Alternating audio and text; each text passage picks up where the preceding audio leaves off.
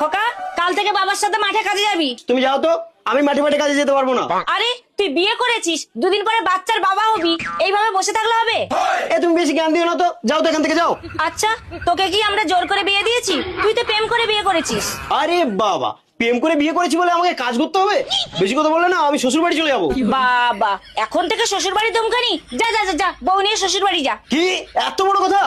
বউ বউ, এই কি হয়েছে গো? এক্ষুনি সব গুছিয়ে ফেলো তো, আমরা এখানে আর থাকবো না, আমরা তোমার বাবার বাড়ি চলে যাবো। হ্যাঁ হ্যাঁ, তাই চলো। এখানে থাকলে তোমাকে দিয়ে কাজ করাবে। মা, আজ থেকে আমি আর তোমার জামাই এখানেই থাকবো। ঠিক আছে মা, জামাইকে নিয়ে তুই ভেতরে যা। জামাইকে আর কতদিন বসে বসে খেতে দেবো? এবার তো একটা কাজ বাজ করতে বল। শাশুড়ি মা, আপনি আমাকে কাজ করতে বলেন? আমি ওসব কাজ বাজ করতে পারবো না। জামাই, এটা তোমার বাবার হোটেল না যে তোমাকে বসে বসে খেতে দেবো। শাশুড়ি মা, এটাও আপনার বাবার বাড়ি না যে আপনার কথা আমাকে শুনতে হবে। এটা আমার শ্বশুর বাড়ি, শ্বশুর যা বলবে আমি তাই শুনবো।